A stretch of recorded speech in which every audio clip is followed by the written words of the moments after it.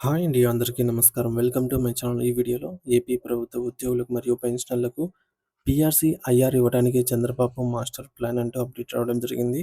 So, దీనికి సంబంధించిన పూర్తి వివరాలు ఈ వీడియోలో తెలుసుకుందాము. వీడియో అయితే ఎక్కడే గానీ స్కిప్ చేయకుండా ఎండ్ వరకు చూసేయండి. అప్పుడే ఇన్ఫర్మేషన్ పూర్తిగా అర్థమవుతుంది.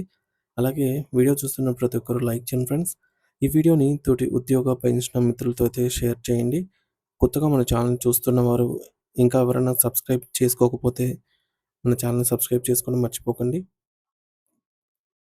ఏపీ ప్రభుత్వ ఉద్యోగులకు సంబంధించిన ఐఆర్, 12వ పీఆర్సీ, డీఏ అంశాలపై చర్చలు మళ్లీ వేగం పుంజుకుంటున్నాయి. అక్టోబర్‌లో జరగనున్న మున్సిపల్ ఎన్నికలకు ముందే ఉద్యోగ సంఘాలతో ప్రభుత్వం మరొక 2 లేదా 3 విడతల చర్చలు నిర్వహించే అవకాశాలు ఉన్నట్టుగా సమాచారం అందుతోందండి. ఇదివరకే 2 చర్చలు జరిగాయి. చంద్రబాబు ఉద్యోగులు ఇచ్చినటువంటి ఈ యొక్క డిమాండ్స్‌నన్నీ కూడా క్షుణ్ణంగా రాసుకొని చంద్రబాబు నాయుడు గారి దృష్టికి తీసుకెళ్ళి సానుకూల నిర్ణయం తీసుకొస్తామని చెప్పేసి మంత్రులు హామీ ఇచ్చారు. మనందరికీ తెలిసిందే. మరొక 2 లేదా 3 విడతల చర్చలు కూడా ఈ మేరకు జరిగే అవకాశం ఉంది. ఎందుకంటే ముఖ్యంగా రాష్ట్రంలో అక్టోబర్‌లో జరగనున్న మున్సిపల్ ఎన్నికలకు ఉద్యోగులను ప్రసన్నం చేసుకోవడానికి అనుకోవచ్చు. ఖచ్చితంగా ఈ డీఏ, ఐఆర్, పీఆర్సీల పైన శుభవార్త అయితే అంశాలు మళ్ళీ వేగంగా అయితే పుంజుకుంటున్నాయి. ఉద్యోగులు ఆందోళనకు వెళ్లే పరిస్థితి రాకముందే ఇంటీరియం రిలీఫ్ ఏదైతే ఎన్నికల మేనిఫెస్టోలో హామీగా ఇచ్చినటువంటి కూటమి ప్రభుత్వం అధికారంలోకి వచ్చిన వెంటనే ఐఆర్ ప్రకటిస్తామన్న హామీని నిలబెట్టుకోకపోతే వచ్చే ఎన్నికలు అలా ఉండవచ్చు కాబట్టి దారుణంగా ఉండొచ్చు కాబట్టి ప్రభుత్వం ఖచ్చితంగా ఉద్యోగులను, పెన్షనర్లను ప్రసన్నం చేసుకోవడానికైనా ఇచ్చిన హామీపై కట్టుబడి ఉంటుంది అని విశ్లేషకులు భావిస్తున్నారు. ఐఆర్ మరియు 12వ పీఆర్సీ కమిషన్ నియామకం ఒక డీఏ అయినా సరే విడుదల చేయడం పైన ప్రభుత్వం రోడ్ మ్యాప్ ఈ మేరకు సిద్ధం చేస్తోంది అని చెప్పేసి ప్రచారం జరుగుతోందన్నమాట. మంత్రులు ఏవైతే డిమాండ్స్ తీసుకున్నారో వాటిలో ముఖ్యంగా ఎక్కువగా వినిపించే అంశాలైనటువంటి డీఏ, ఐఆర్, పీఆర్సీ. పీఆర్సీ, డీఏల గురించి ఒక రోడ్ మ్యాప్ అయితే సిద్ధం చేస్తున్నట్టుగా ప్రచారం జరుగుతోంది. అయితే దీనిపై ఇంకా అధికారిక ప్రకటన అయితే బయటికి రాలేదన్నమాట. అయితే కొందరు వర్గాల్లో 5% నుంచి 10% ఐఆర్ ఇవ్వవచ్చు అని ఊహాగానాలున్నాయి. ఎందుకంటే తెలంగాణలో 5% ఐఆర్ ఇస్తూ ఉన్నారు అన్నమాట. ప్రకటించడం జరిగింది కాబట్టి. ఇక్కడ కూడా 5 లేదా 10% ఇవ్వచ్చు. ఎక్కువ ఇవ్వరు అంటున్నారు. అయితే పెరిగిన నిత్యావసర ధరల దృష్ట్యా ఈ 5 లేదా 10% అనేది ఏమాత్రం సంభావ్యం కాదు. ఉద్యోగ పెన్షనర్స్ 30% పట్టుపడుతున్నారు. మరి ఎటువంటి నిర్ణయం తీసుకుంటారో, మళ్ళీ ఏమైనా మార్చుతారా? ముందు ఏమైనా తక్కువ ప్రకటించి మళ్ళీ ఏమైనా మార్చుతారా? లేదంటే డైరెక్ట్‌గా అడిగినంత ఇస్తారా? లేదంటే మధ్యస్థంగా ఏమన్నా ఇస్తారా అనేది చూడాలి.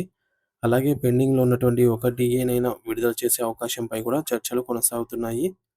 సో, ఒక డీఏ ప్రకటిస్తే డీఏ మొత్తం 40.04% చేరుకుంటుంది. ఇకపోతే స్కూల్ ఎడ్యుకేషన్ శాఖలో టీచర్ల జిల్లా, జోనల్, మల్టీ జోనల్ క్యాడర్‌లు ఖరారు.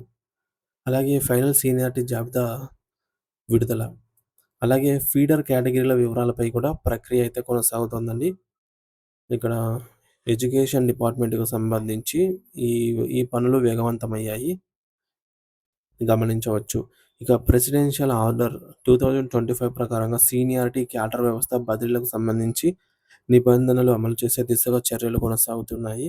స్పోర్ట్స్ కేటగిరీ ఉద్యోగుల ఇంటర్ డిస్ట్రిక్ట్ బదిలీలకు సంబంధించి అంశాలపై కూడా నిర్ణయాలు త్వరలోనే స్పష్టత వచ్చే అవకాశం అయితే ఉందన్నమాట. ఇక ప్రస్తుతం జరుగుతున్న సమాచారం ప్రకారంగా ఎక్కువ ఊహాగానాలు మరియు చర్చల ఆధారంగానే ఉంది. ప్రభుత్వం అధికారికంగా లేదా ప్రకటన విడుదల చేస్తే గాని తర్వాతి తుది నిర్ణయాలు అమల్లోకి ఆహ్, ఏమేమి అమల్లోకి వస్తాయనేది మనకు ఊహించి చెప్పలేం కాబట్టి, ప్రభుత్వం ఈ మేరకు 2 లేదా 3 ఆహ్, చర్చలమైన సమయం తీసుకొని మరి వీటిని విడుదల చేసే అవకాశం ఉన్నట్టుగా విశ్లేషకులు భావిస్తున్నారు. సో, ఏదైనా సరే ఇప్పటికే కాలయాపన జరిగింది. సో, కూటమి ప్రభుత్వం అధికారంలోకొచ్చి ఇట్టే 2 ఏళ్ళు గడిచిపోయాయి. ఏమీ ఇవ్వకుండా అంటే ముఖ్యమైన ప్రకటనల్లో డీఏ, ఐఆర్‌పీఆర్‌సీలలో మనం చూసుకున్నట్లయితే డీఏ కూటమి ప్రభుత్వం వచ్చిన 2 ఏళ్ళకి గాను కేవలం ఒక్క డీఏ ప్రకటించింది. అది కూడా బలవంతంగా ఉద్యోగులు పట్టుబట్టడం వల్ల. ఓకే. ఒక డీఏ వచ్చింది. ఇక పీఆర్‌సీ 0 అసలు ఊసే లేదు. ఐఆర్ 0 అసలు అనుకోనే లేదు. సో, కాబట్టి కాలయాపన చేస్తే ఇంక ప్రభుత్వానికి నష్టం కాబట్టి ఖచ్చితంగా డీఏ, పీఆర్సీలపై ప్రభుత్వ స్థాయిలో చర్చలు జరిగే అవకాశం అయితే ఉంది. ఉద్యోగ సంఘాలతో మరో 2 లేదా 3 విడతల సమావేశాలు జరగొచ్చు. 5 లేదా 10% ఇస్తే ఎవరు ఉద్యోగ పెన్షనర్స్ ఊరుకునేది లేదు. అయితే. అయితే ఒక డీఏపై విడుదలపై చర్చలు జరుగుతున్నట్టు. కానీ కనీసం 2 డీఏలనైనా ప్రకటించాలి. ఎందుకంటే మొత్తం 5 డీఏలు పెండింగ్‌లోకొచ్చేసాయి. కేంద్రం ప్రకటించిన వాటితో పోలిస్తే 4 డీఏలు పెండింగ్‌లో ఉన్నాయి ప్రస్తుతానికి. ఇక ఈ విధంగా అయితే జరుగుతుంది ఫ్రెండ్స్. దీనిపై మీ అభిప్రాయం ఏమిటనేది తప్పకుండా కామెంట్ బాక్స్‌లో కామెంట్ చేసి తెలియజేయండి. Thank you for watching this video.